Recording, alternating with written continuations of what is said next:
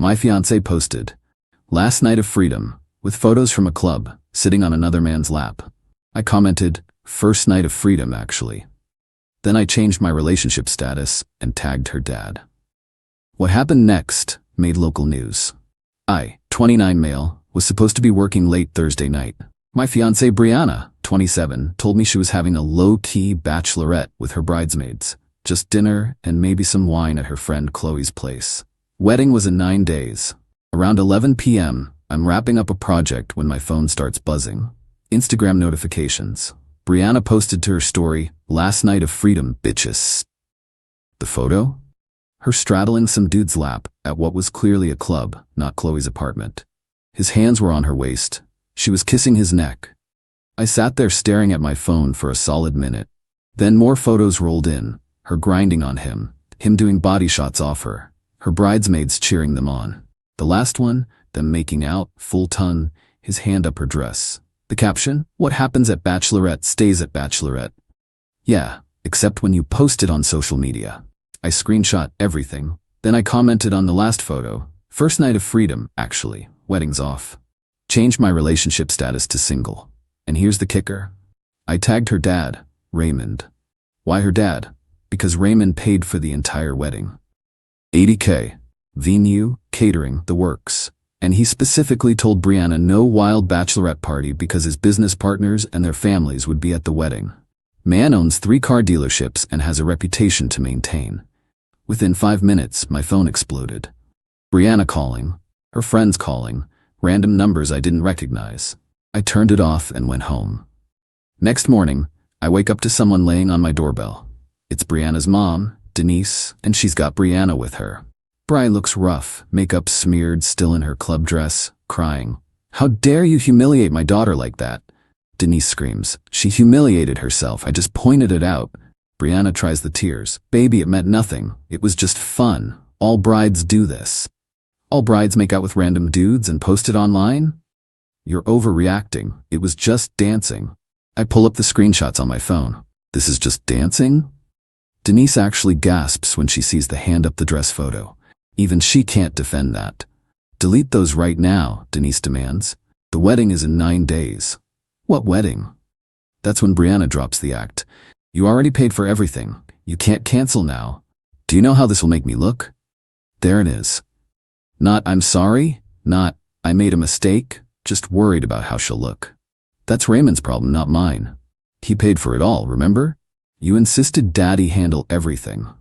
Denise's face goes white. The deposits. Non-refundable. All of them. They left after Denise threatened to sue me for emotional damages. Good luck with that.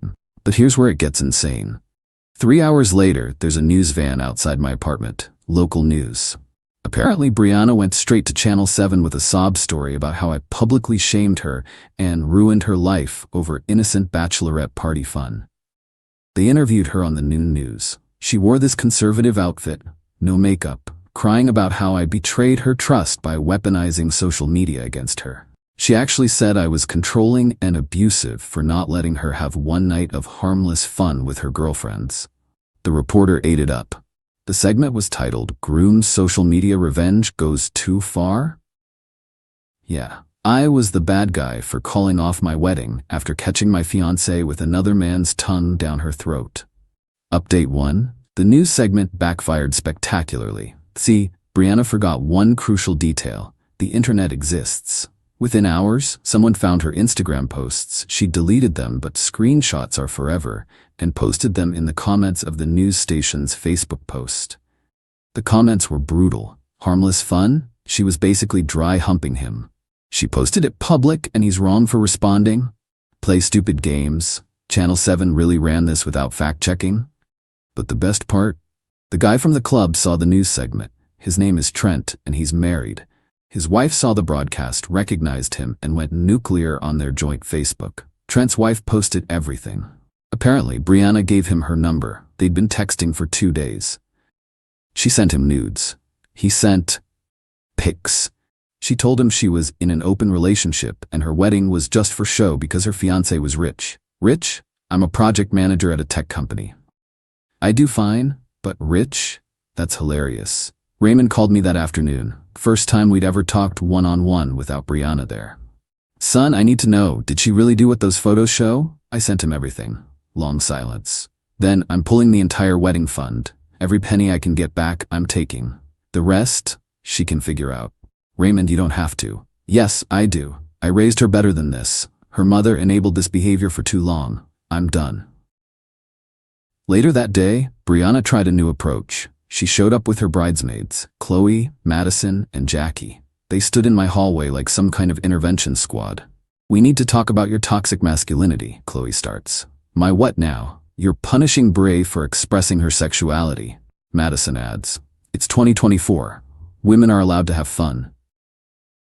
She can have all the fun she wants, just not as my fiancé. Jackie tries the guilt trip. Do you know how many people already bought plane tickets? My grandma is flying in from Florida. Sounds like a personal problem. Then Brianna goes full psycho. If you don't take me back, I'll tell everyone you hit me. Dead silence. Even her friends look shocked. Bri? Qley whispers, you can't say things like that. Why not? He's ruining my life. I deserve. I pull out my phone and start recording. Say that again, on camera. She storms off. Her friends follow, but Madison stops and whispers, for what it's worth, I told her not to post those photos. The news did a follow-up segment that evening. This time they had Trent's wife on. She brought receipts, the texts, the photos, everything. The narrative changed real quick from controlling groom to cheating bride caught red-handed. Brianna's Instagram went private, then deleted. Her Facebook? Gone. But she wasn't done. Update 2, y'all. This woman lost her entire mind. First, she tried to salvage the wedding. Since daddy cut her off, she created a GoFundMe. Help me save my dream wedding after public humiliation. She raised $47. Someone donated $2 with the comment, for therapy. Then she pivoted. If she couldn't have the wedding, she'd take everything else. She started telling people we had a verbal agreement that I'd pay her back for the emotional labor she put into our relationship. 3 years of supporting me, apparently valued at $50K. When that didn't work, she went after my job. Emailed my boss claiming I was harassing her and creating a hostile work environment. We don't even work together. My boss, who'd seen the news coverage, forwarded me the email and said, you dodged a missile, not a bullet. But the peak insanity came Thursday. I'm at the grocery store when I get a call from my apartment complex. Someone tried to break into my unit. Security caught them. It was Brianna and some guy I'd never seen before. She told security she was my wife, not even fiancée anymore, wife, and lost her key. The guy was supposedly a locksmith she'd hired, except he was just her cousin Derek with a crowbar. Security had already called the cops. I pressed charges for attempted breaking and entering. At the station, she played every card. I left important medication inside. She's never taken medication. My grandmother's ashes are in there. Both grandmothers are alive. He stole my emotional support animal. We have no pets. The cop taking her statement looks so tired. Ma'am, you just gave 3 different reasons. Because I'm traumatized. Derek, meanwhile, threw her under the bus immediately. She said it was her apartment and she'd pay me $500 to get her stuff back. I didn't know about any of this drama. The security footage was damning. She clearly tried to pick the lock first, then called Derek with the crowbar. Premeditated attempted B&E. Her mom bailed her out that night and called me screaming about pressing charges against family. Denise, we're not family. Your daughter made sure of that when she tongued another man. It was a mistake. Haven't you ever made a mistake? Sure. Proposing to her was apparently a huge one. She hung up on me. But remember Trent's wife from earlier? She reached out to me through Facebook. Turns out, Brianna was still texting Trent, even after everything exploded, sending him photos, begging him to leave his wife, saying they were meant to be, and their meeting was fate. Trent's wife was building a harassment case. She asked if I wanted to combine evidence. Absolutely.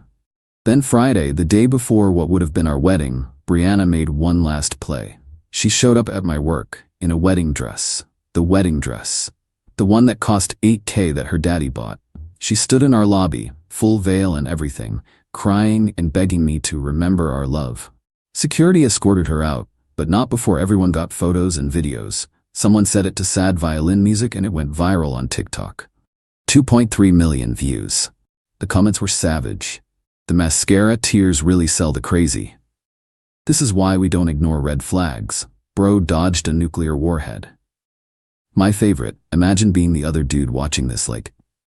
Final update.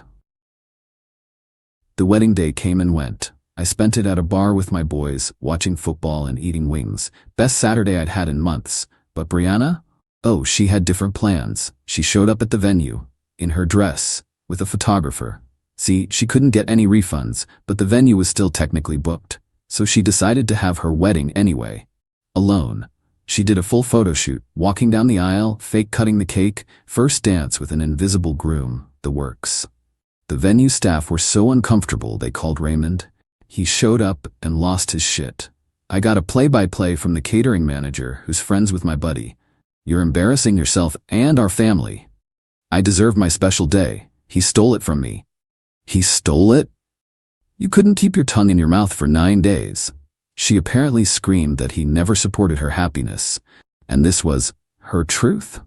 Raymond left, but not before telling the venue staff to box up all the food and donate it to the homeless shelter. At least someone benefited.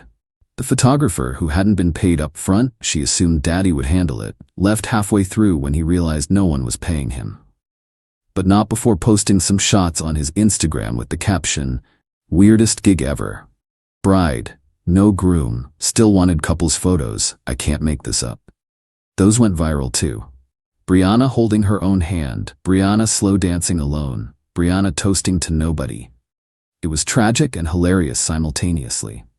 Court date for the B&E charge was last week. She pled down to attempted trespassing and got 100 hours community service, $2,500 fine. Restraining order keeping her 500 feet away from me and my residence. Her lawyer tried arguing she was having a mental health crisis brought on by public humiliation. Judge wasn't buying it. Your client attempted to break into someone's home with a crowbar. Mental health isn't a free pass for criminal behavior. Trent's wife also got a restraining order. Turns out Brianna had started driving by their house at night. Trent finally came clean to his wife about everything. It wasn't just that one night. They'd hooked up twice before the bachelorette party. Once in his car, once at a motel. The motel had receipts, paid for with a credit card, Brianna's credit card, the one her daddy paid for. Raymond found out when he was going through statements to cancel everything. That was the final straw. Raymond and Denise are getting divorced. 31 years of marriage, done. Denise blamed him for abandoning their daughter. Raymond blamed her for creating a monster. Brianna's now living with her friend Jackie, working at a makeup store. She got fired from her marketing job after the wedding dress work stunt. And according to mutual friends, telling everyone I abused her and ruined her life over nothing. Last week, I got a text from an unknown number. "I'm sorry for everything. I know you'll never forgive me, but I wanted you to know I'm in therapy now. I realize I have a lot of issues to work through. I hope you find happiness." I didn't respond, but I did forward it to my lawyer, just in case. Plot twist though. Madison, one of the bridesmaids, reached out last week, not for Brianna, but to apologize for that hallway ambush. We grabbed coffee. Turns out she'd been questioning their friendship for months. Brianna had apparently hooked up with Madison's ex while they were still together 2 years ago and gaslit her about it. We're not dating or anything, but we've hung out a few times. She's actually cool when she's not enabling Brianna's BS. She showed me texts from their group chat the night of the bachelorette. She was the only one saying, maybe don't post these pics, while the others encouraged it. The local news thing? They did one final segment, a "Where Are They Now" piece. They interviewed me this time. I kept it simple. I saw my fiancée cheating, ended the relationship, and moved on. Everything else was her choice. They asked if I had any regrets. Yeah, not seeing the red flags sooner. Like when she made out with a stranger at her sister's wedding and called it testing the waters. Should have run then. The reporter's face was priceless. That didn't make the final cut. As for me, life's good. Got a promotion at work. Turns out being the guy who dodged the crazy bride makes you a legend at the office. Moved to a better apartment. No memories there. Started rock climbing again. Brianna hated it, said it was too dangerous. Even got a dog. a rescue pit bull named Diesel. Brianna was allergic. She wasn't, just didn't like dogs. The best part? Running into Raymond at a coffee shop last week. He bought my coffee and said, "You know, I was planning to give you both a house as a wedding gift. Dodged that bullet too, didn't you?" We actually laughed about it. To everyone asking if I think Brianna learned anything, nah. People like that don't learn, they just find new people to blame. Last I heard, she was dating some gym bro who thinks her ex, me, was intimidated by her free spirit.